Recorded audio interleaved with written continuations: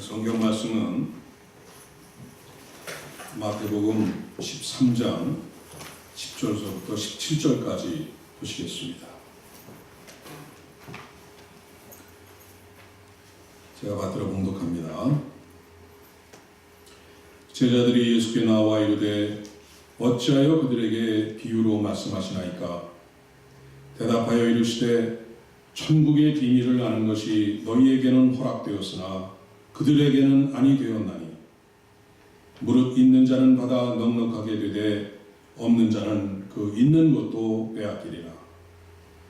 그러므로 내가 그들에게 비유로 말하는 것은 그들이 보아도 보지 못하며 들어도 듣지 못하며 깨닫지 못함이니라. 이사야의 예언이 그들에게 이루어졌으니 일렀으되 너희가 듣기는 들어도 깨닫지 못할 것이요 보기는 보아도 알지 못하니라. 이 백성들의 마음이 완악하여져서 그 귀는 듣기에 둔하고 눈은 감았으니 이는 눈으로 보고 귀로 듣고 마음으로 깨달아 돌이켜 내게 고침을 받을까 두려워함이라 하였느니라. 그러나 너희 눈은 봄으로 너희 귀는 들음으로 복이 있도다. 내가 진실로 너희에게 이르노니 많은 선지자와 의인이 너희가 보는 것들을 보고자 하여도 보지 못하였고 너희가 듣는 것들을 듣고자 하여도 듣지 못하였느니라. 아멘.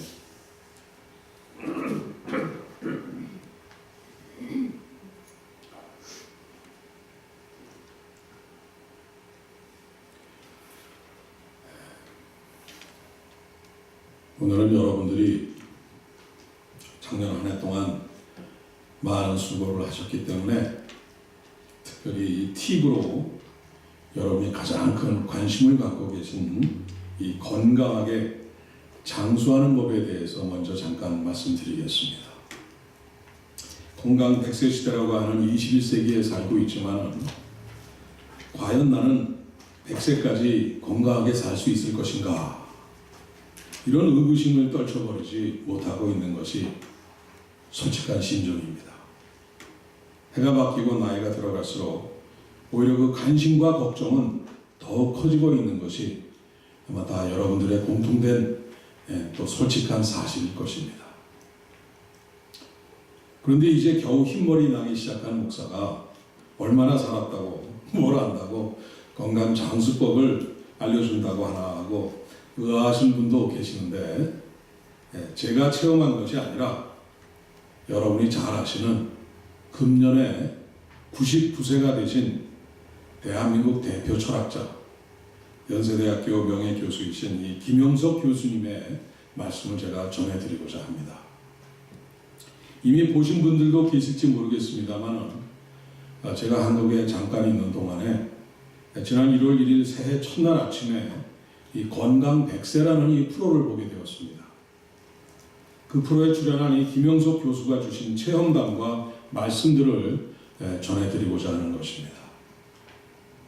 이 99세, 이제 100세가 다 되신 분이 이 2017년 이 작년 한 해 동안 강의를 무려 170회를 넘게 다니셨다는 것입니다.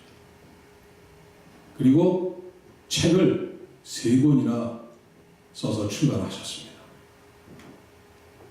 이 70이 훌쩍 넘은 이 딸과 사위는 이미 은퇴해서 일을 안 하고 있기 때문에 이 딸과 사위를 만나면은 이 수입이 있는 이 김 교수가 밥값을 낸다고 합니다. 아직도 건강하고 왕성하게 활동하고 계신 분의 말씀이기 때문에 아마 100% 믿고 신뢰하고 들으셔도 될 것입니다. 이 김영석 교수에 의하면은 참 인생은 60부터라는 것입니다. 인생 한 바퀴 돌고 나이 60이 되어야 사람이 철이 든다는 것입니다. 이 지식과 인격은 75세 정도까지 계속 성장할 수 있는데 이 75세 때가 인생 최고의 황금 시기라는 것입니다. 나는 이제 나이가 들었다고 생각을 하고 모든 것을 내려놓는 순간 나이에 관계없이 아무리 건강하다고 해도 그 인생은 끝나는 것이라는 것입니다. 내가 할 일이 없고 더 이상 자식들이나 이 다른 사람에게 도움을 줄 수 없을 때, 남을 위해 할 수 있는 것이 없을 때 내 인생은 끝이라는 것입니다. 이 성공한 인생, 모두가 원하는 진정 행복하고 보람 있는 인생은 고맙습니다. 감사합니다. 우리를 위해 수고해 주셔서 감사합니다. 이런 이 주위의 여러 사람들로부터 이런 인사를 받는 인생이 진정 성공한 인생이라는 것입니다. 그러면서 생활 속에 실천해야 될 것이 첫 번째가 이 집착, 욕심과 이 소유를 버리라는 것입니다. 나를 위해서는 적게, 그러나 타인을 위해서는 아끼지 말고 넉넉히 베풀라는 것입니다. 아무리 많이 가졌어도 이 중산층 수준에 맞춘 검소한 생활을 하라는 것입니다. 두 번째는 끊임없이 사랑하라. 주변의 모든 사람들과 좋은 관계를 맺어가면서 다 용서하며 사랑하라는 것입니다. 세 번째는 쉬지 말고 뭐든지 하라는 것입니다. 내려놓은 취미생활도 다시 시작하라는 것입니다. 배울 수 있는 것을 배우라는 것입니다. 새로운 언어를 배우라는 것입니다. 공부를 하라는 것입니다. 네 번째는 운동이 생활이 되도록 하고 생활 자체가 운동같이 되도록 그렇게 살라는 것입니다. 이것이 네 가지 대원칙이었습니다. 그러면서 이 네 번째에 달린 이 건강관리를 위해서 구체적으로 나열한 것이 또 이렇습니다. 첫 번째는 이 김 교수님은 평생을 한결같이 오전 6시에 기상을 했다는 것입니다. 정해진 시간에 자고 정해진 시간에 꼭 일어났다는 것입니다. 다시 말해서 규칙적인 생활을 했다는 것입니다. 이것은 제가 생각할 때 여러분이 새벽 기도에 나오시면 자동 해결되십니다. 그 두 번째는 일주일에 최소 이틀을 수영을 하셨다고 합니다. 그리고 세 번째는 매일 최소 1시간씩 산책하면서 묵상했다고 하십니다. 이것 또한 여러분이 매일 1시간씩 산책하면서 묵상 기도하면 되는 것입니다.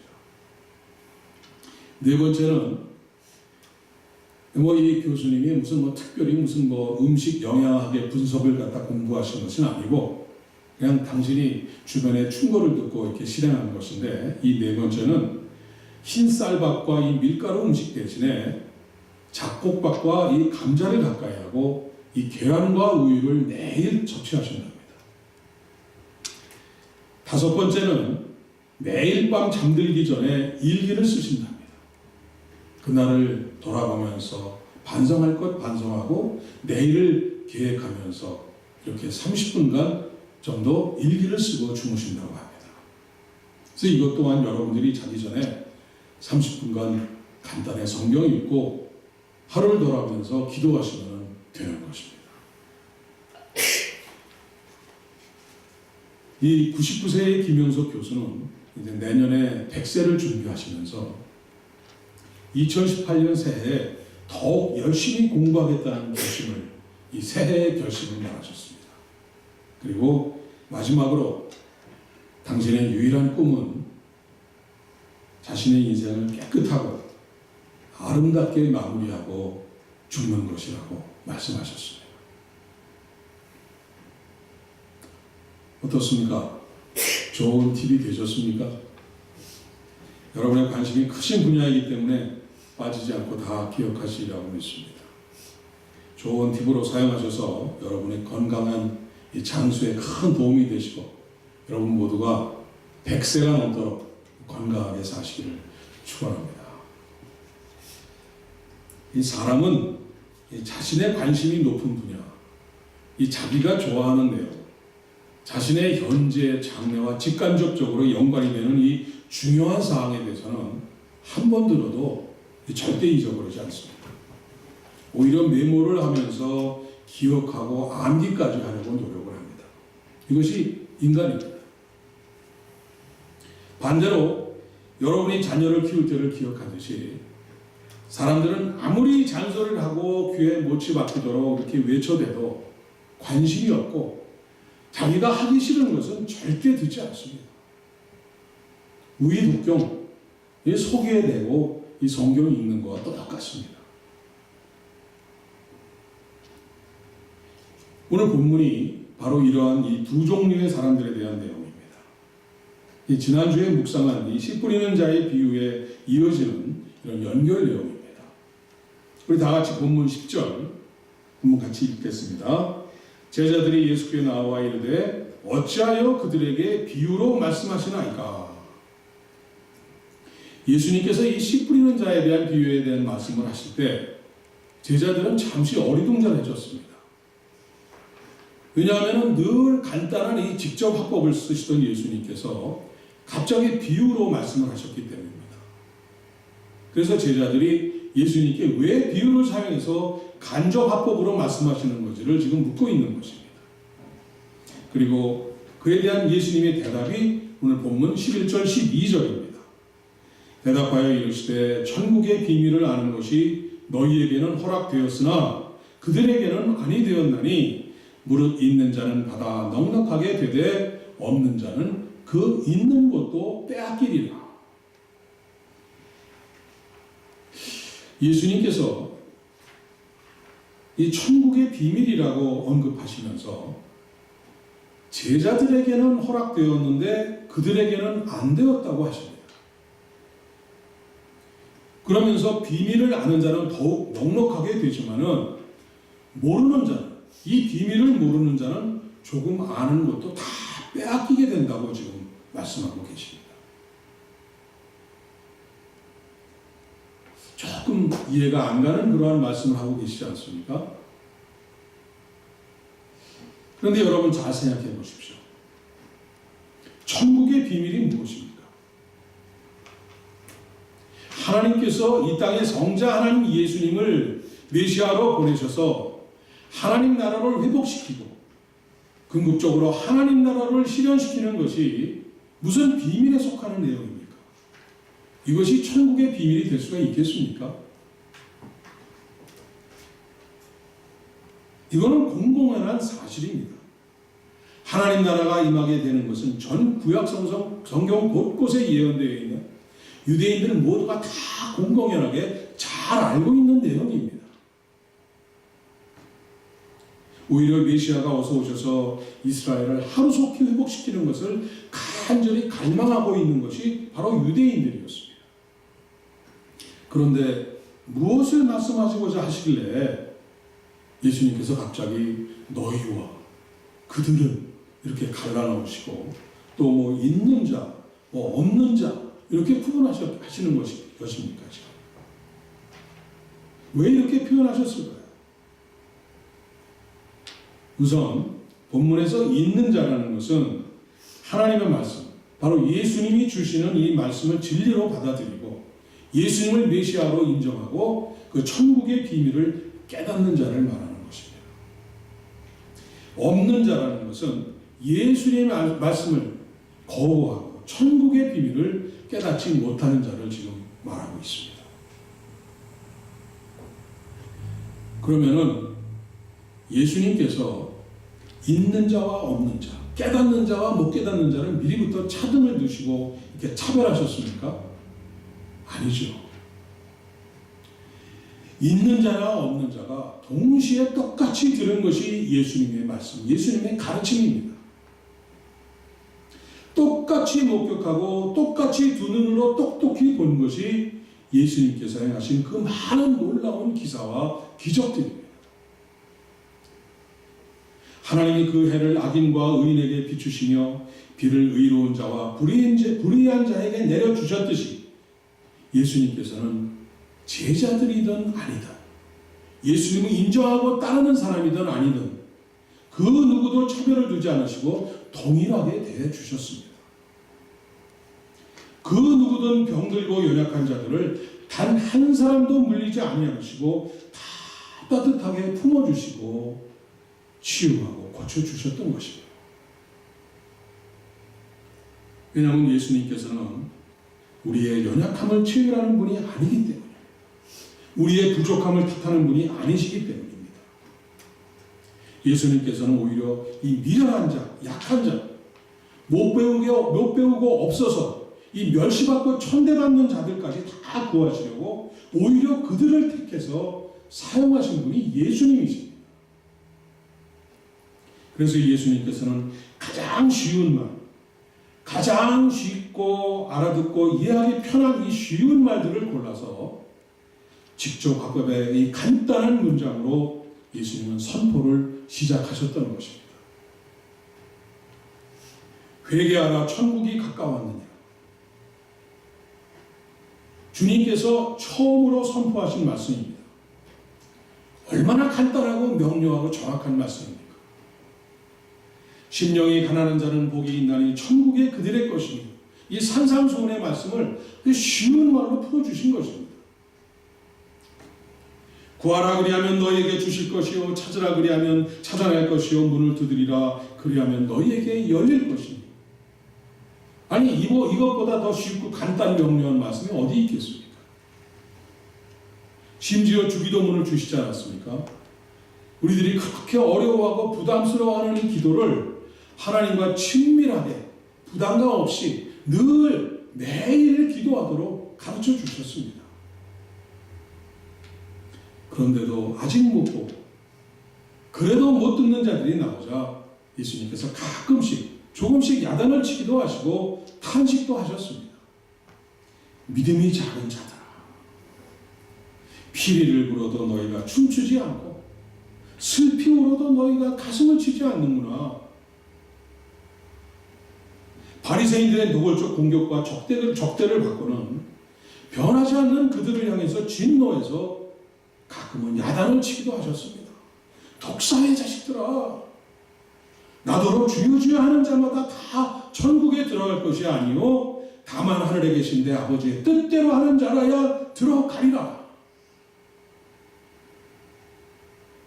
이와 같이 이 마태복음에 저희가 이제 1장서부터 이제 28장까지 계속 이 묵상해 나가야 되는데, 이 마태복음의 중간 부분인 마태복음 13장에 이르기까지 예수님께서는 쉬지 않고 모든 열과 성을 다해서 행하시고, 먼저 본을 보이시고 가르치시고 선포해 주시고 치유해 주셨던 것입니다. 차별을 두시지 않으셨습니다. 모든 사람에게 동일하게 빛을 비추시고 비를 내려 주시듯이 그렇게 행하신 것입니다.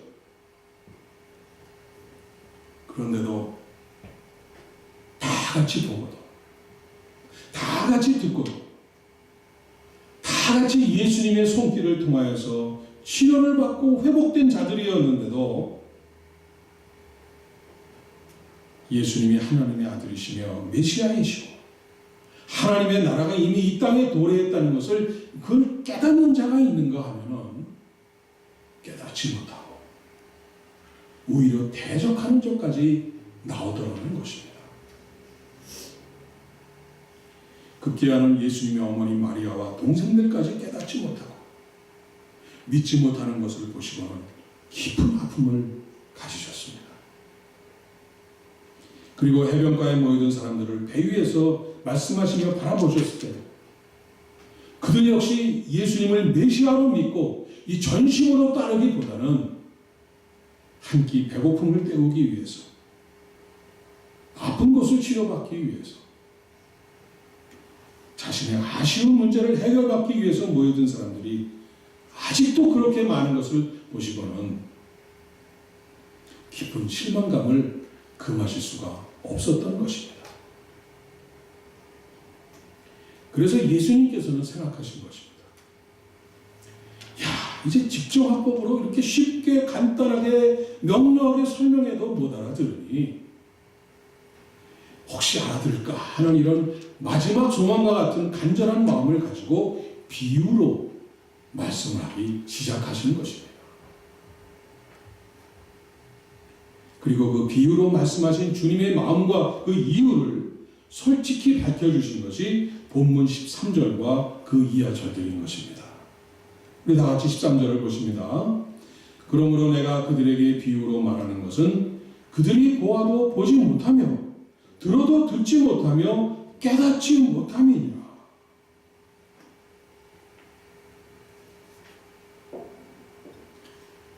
예수님은 본문 13절을 통해서 우리에게도 말씀하십니다.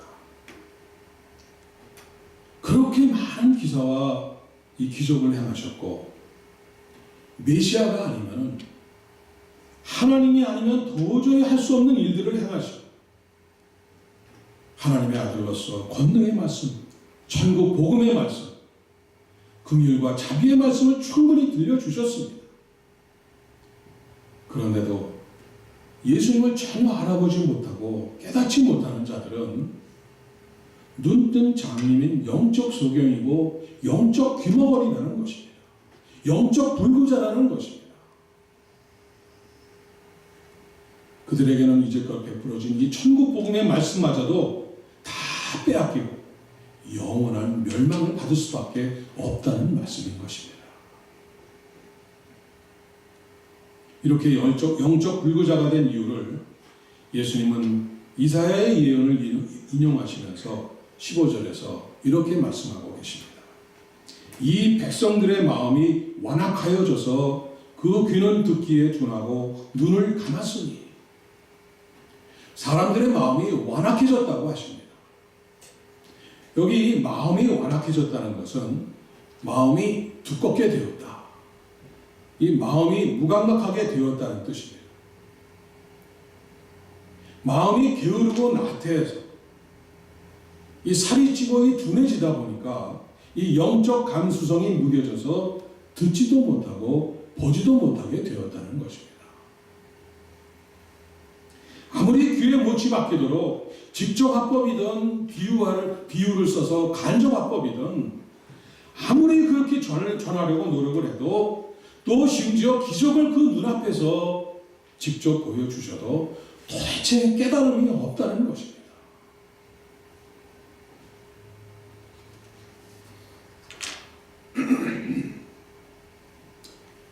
지난 장례식 동안에 문상으로 오신 어느 성도분과 이 신앙에 대한 깊은 대화를 나눌 기회가 있었습니다. 현재 서울에서 아주 좋은 교회로 이름이 나 있는 교회에 10여 년째 다니고 있고 예배에도 열심히 출석하고 있다고 하십니다. 사회적으로도 훌륭하게 자기 작은 남편과 자녀들도 착하고 공부를 잘해서 이 부족한 것이 없는, 걱정거리가 없는 아주 행복한 주부셨습니다. 성경 공부와 이 여전도의 활동에도 열심히 참여하신답니다.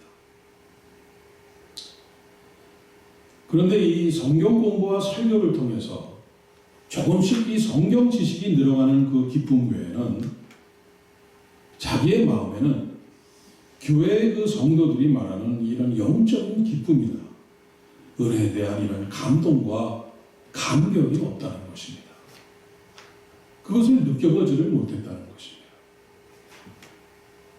교회에서 집으로 돌아오면 다 잊어버리고 평상으로 돌아간다는 것입니다. 기도도 자주 안 하고 길어야 5분을 넘는 적이 없다는 것입니다. 기도하려고 앉으면 모든 잡념들이 밀려 들어오고 허공이나 벽에다 대고 그렇게 외치는 느낌이어서 이 기도를 잘 할 수가 없다는 것입니다. 저는 오늘 본문 13절 말씀이 생각나서 말씀드렸습니다. 보아도 보지 못하며 들어도 듣지 못하며 깨닫지 못함이니라. 부족한 것이 없이 행복하신 분이 왜 교회에 나오시며 왜 하나님을 찾으십니까? 물었습니다. 하나님이 과연 누구시길래 그렇게 간절히 찾으셔야 되냐고 물었습니다. 그랬더니 하시는 대답이 자신은 하나님을 간절히 찾아본 적이 없다는 것입니다.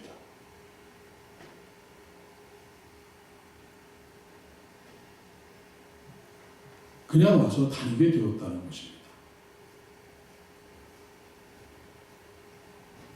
깊이 주님을 만나본 적이 없는 그러한 교인이었다는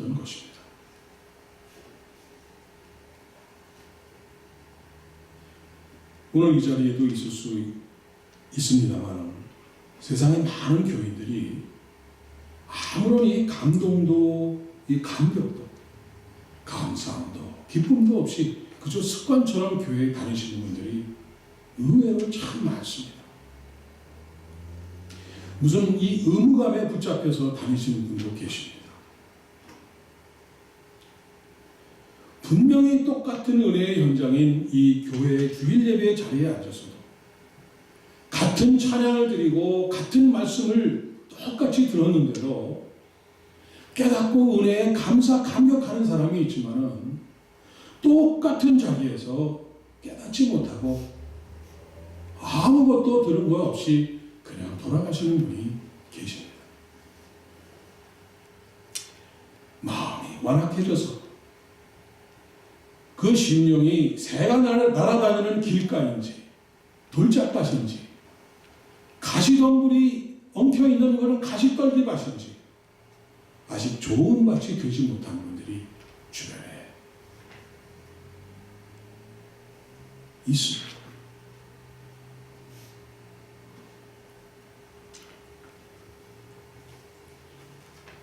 갓파더라는 영화 파트 3에 나오는 장면입니다. 평생 사람 죽이고 이런 나쁜 일만 하면서 악한 일만 하면서 평생을 살아오다가 이제 나이 들고 늙은 이 갓파더인 마이클 콜레오니, 그 영화에서는 알 파치노가 주연을 했죠. 이 수억 불에 해당하는 거금을 들고 로마 교양청에 가서 지위 높은 추기경을 만납니다. 이렇게 묻습니다. 어떻게 해야 자기와 같이 악한 사람이 구원을 받을 수 있겠냐고 묻습니다. 제가 지금 수억만 불을 가져왔는데 이런 거액을 헌금하면은 구원받을 수 있습니까? 이렇게 묻습니다. 그랬더니 그 추기경이 아무 말도 안 하더니 그 정원에 있는 작은 연못 속에다 손을 집어넣고 연못 속에서 작은 돌을 하나 꺼내듭니다. 그리고는 이렇게 말합니다. 이 돌은 저 물속에 들어있는지 얼마나 오래 있는지 모릅니다. 물속에 푹 잠겨 있었습니다. 우리들은 모두 그리스도인이라는 이름으로 살아갑니다. 기독교라는 문화에 푹 빠져서 젖어서 살아가고 있습니다. 그러면서 추기경이 그 돌을 그 모서리에 대고 탁 내리쳐서 두동강을 내고 깨뜨립니다. 보십시오. 안에는 물이 하나도 묻지 않았습니다. 조금도 젖지 않았습니다. 우리도 마찬가지입니다. 우리의 심령이 조금도 변하지 않았습니다. 우리는 깨어져야만 합니다. 우리의 심령이 깨져서 주님의 보혈로 적셔질 때 우리는 구원받을 수 있습니다.